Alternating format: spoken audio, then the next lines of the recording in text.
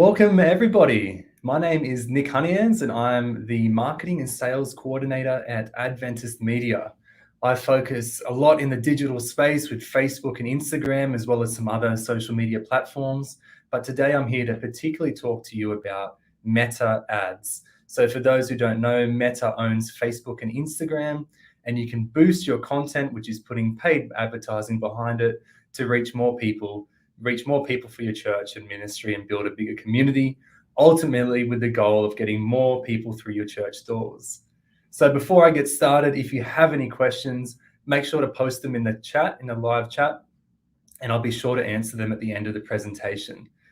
So feel free to say good day on it, post your questions in the chat, and I'll get right into it. So we're talking about how to grow your church through Facebook and Instagram advertisements. So the average reach of an organic Facebook post hovers around 5.2%, which means that 95% of your current audience aren't seeing your post. Here's another statistics on the monthly active users in the billions for Facebook. You can see the most recent statistic from January this year had close to 3 billion monthly active users across Facebook. So there's no doubt that Facebook is the market leader in this space. So it's really important to be active on Facebook, but also boost to reach your existing followers, as well as grow your audience. And boosting allows you to do this quickly, as opposed to something that could be done organically. I know you might ask, we don't have big budgets, don't have a huge amount of money to boost. So what I'm going to share with you today is some hot tips on how you can effectively use a minimal budget to boost your posts and effectively reach more people. First tip is to not click the blue boost button.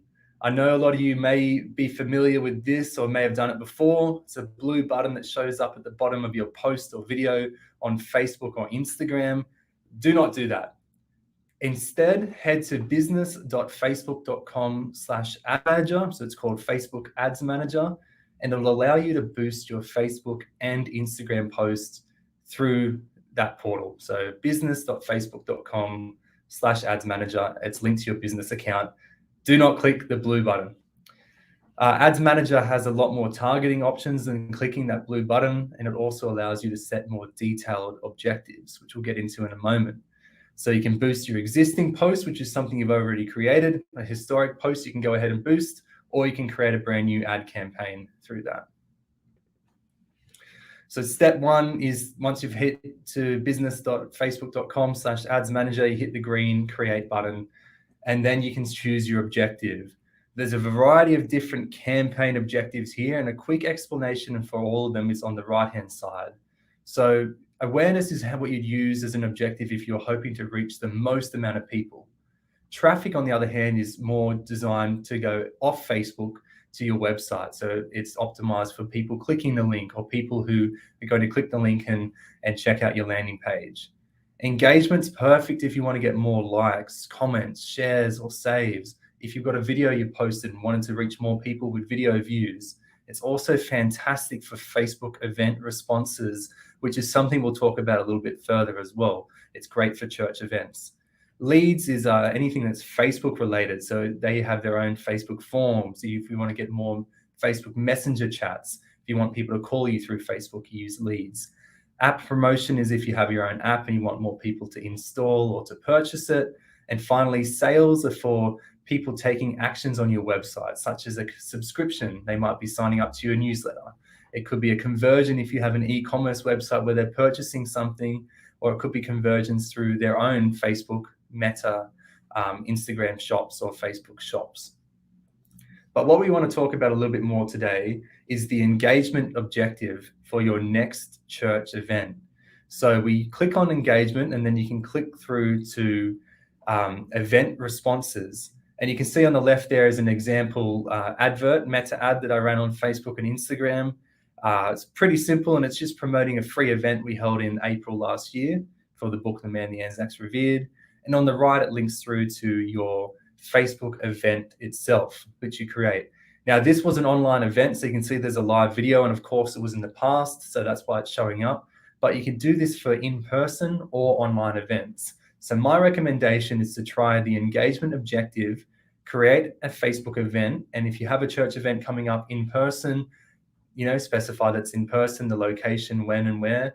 And if it's online or you're doing a live stream, the exact same idea and concept to engage more people, have more people engaging with your brand and then showing up to your event. So event through the engagement objective. Step 3, when you're creating an ad, is then to define your budget, your audience, and location. You can see through here, you can specify the country, so whether it's Australia, New Zealand, wherever you may be, but you can also jump into more targeted areas based on a mile radius. So it could be the Wahroonga area for me, a 10-mile radius of that. You can specify your age and gender, and then there's an option to do more detailed targeting. So Meta has removed the detailed targeting related to sensitive topics. For us, that could be religion, but it's also removed sensitive topics related to ethnicity, sexual orientation. So if you're familiar with that, it does make it more difficult to reach an engaged Christian audience. 12 months ago, we could reach people who are interested in Jesus, Christianity, affinity, words like that. But now, since Meta has removed it, it makes it a little bit more difficult to reach people, but it's not impossible. What you can do is you can head to business.facebook.com/adsmanager/audiences, and there you can create what's known as custom and lookalike audiences. So this is my second tip. Custom audiences are people who have already shown an interest in your content, whereas a lookalike audience is an ability to reach new people who are similar to the audiences that have already engaged with you. I'll break it down a little bit further. Custom audiences look like this. So business.facebook.com/adsmanager/audiences. Click on custom audience. You have a variety of different sources that you can choose from, ranging from your Instagram account. So this is the people who engage with your account or already follow you. Events that you've had in the past, the people who've responded to that. People who like your Facebook page or engage with your Facebook page. And then so on and so forth. People responding to videos, lead forms, who visited your website, done something on your app.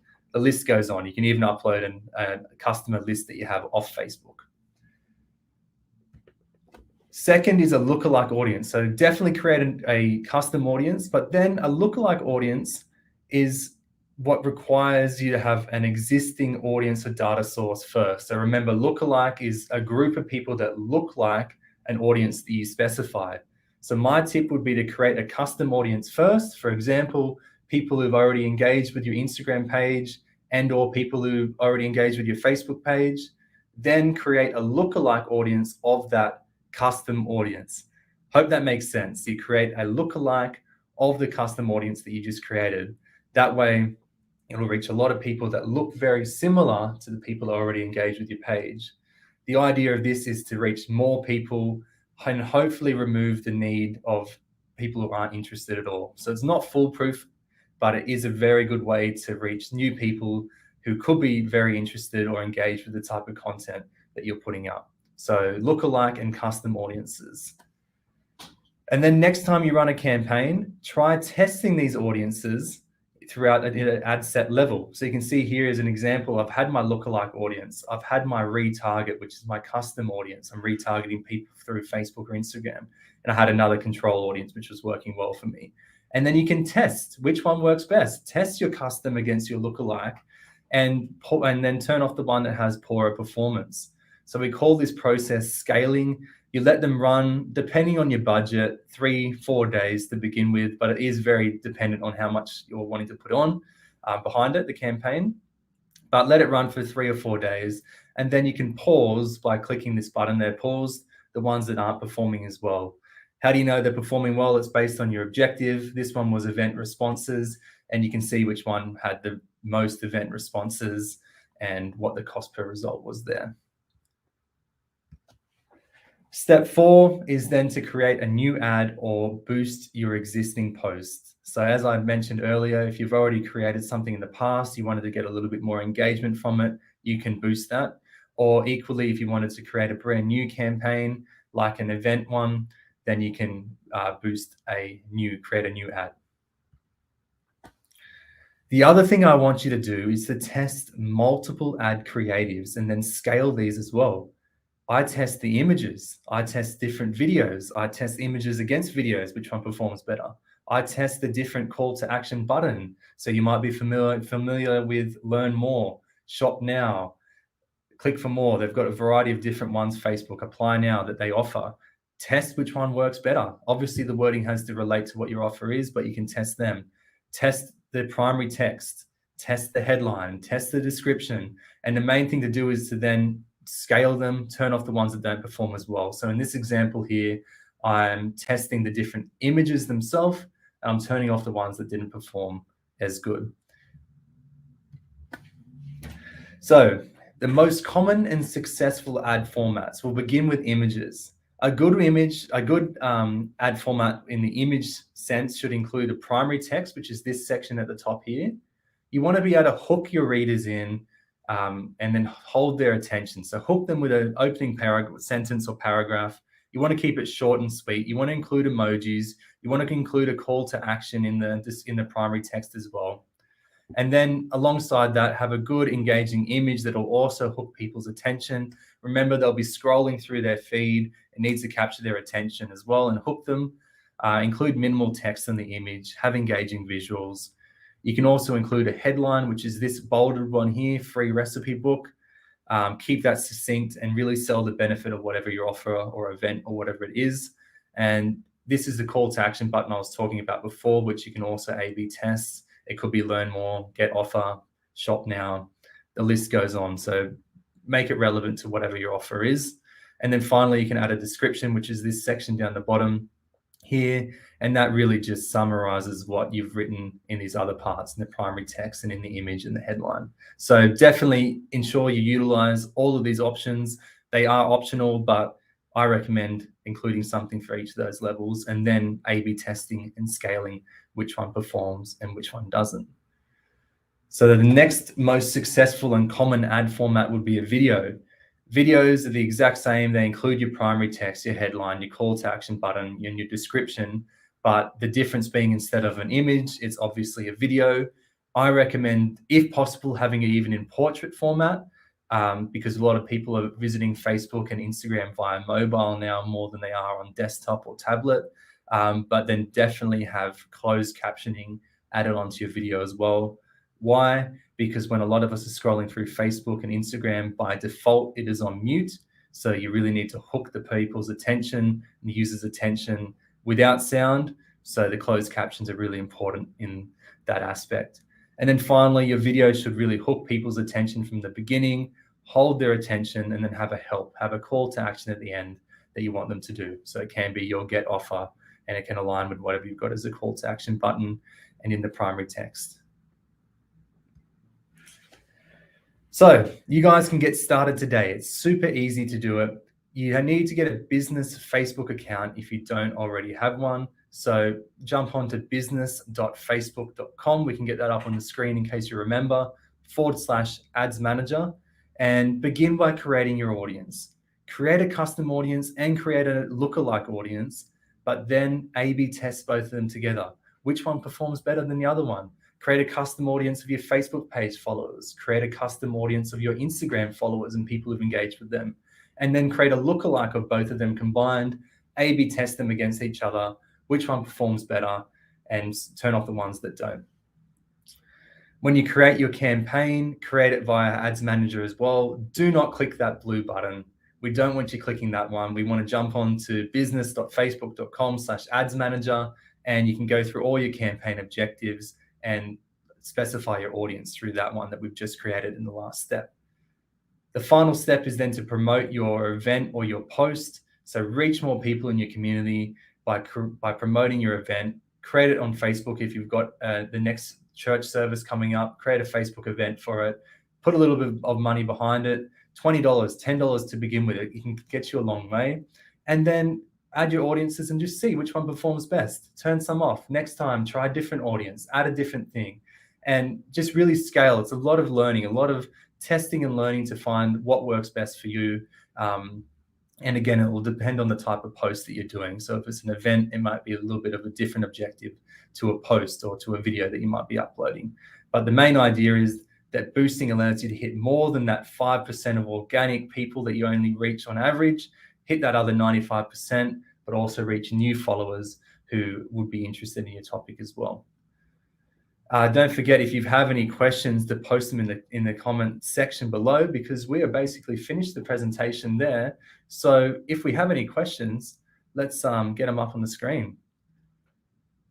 Can a church just reach the people who live nearby? Yeah, great question from the Digital Discipleship team. Absolutely, you can. I'll try and jump back to the section exactly that highlights it.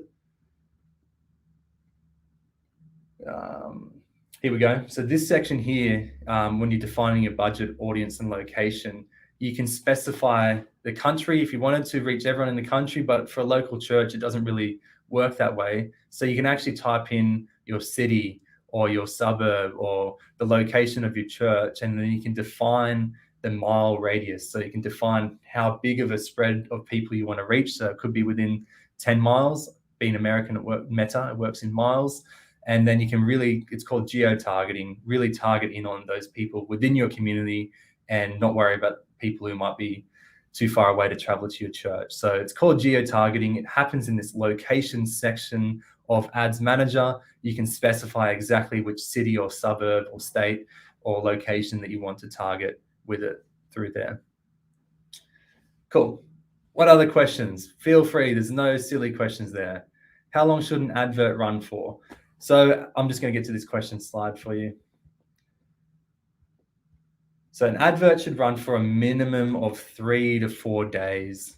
Depends on your budget as well. The reason being, Facebook has a learning phase, and it takes X amount of responses in order for it to exit the learning phase. So during this learning phase, it's thinking about who your audience is, how many people you're reaching, how many impressions you're getting, and it needs a minimum 3 days to exit that. Yes, you don't have to spend huge budgets. I think it begins at $1 or something per day. I recommend, $10 over 3 or 4 days can get you a good amount of reach. But if you have a little bit more, the more money you put behind it, the more people you're going to reach. So answer the question in 3 or 4 days. What is the best way to handle negative comments that might appear after you've posted the ad? Yeah, great question. So it depends on the comment. You can respond if you think it will create a bit of a lively discussion, but if it is really negative, you do have the option of removing it. You also have the option of blocking the user if you find that as the solution to it. In the past, obviously with your lookalike and custom audiences, I did mention it's not foolproof, which means that you will sometimes get a little bit of riffraff in.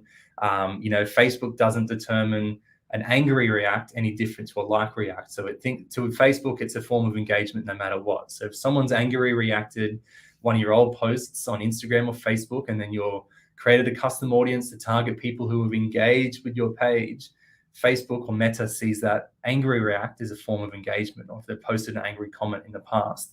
So it will actually target them again in your custom audience or your lookalike audience. So the best way to handle that would be, if it is negative and you can't respond to it in a nice manner, I'd remove it at the minimum. You can actually block them if you want to as well.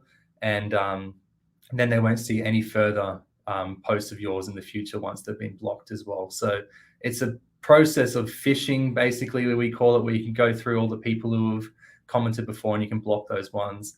Definitely worth checking at least once a day as well. So yeah, that would be my advice.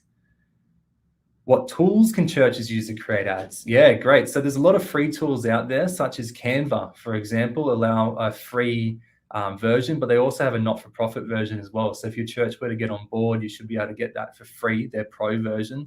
And that allows you to create anything from static images to full videos and reels. And it has a variety of different aspect ratios and dimensions that you can use. It has access to stock footage and audio as well. Otherwise, you can actually create a lot of things through the Facebook or Instagram app. Speaking from Instagram, particularly, you can create reels all through the app itself. Obviously, the app is free.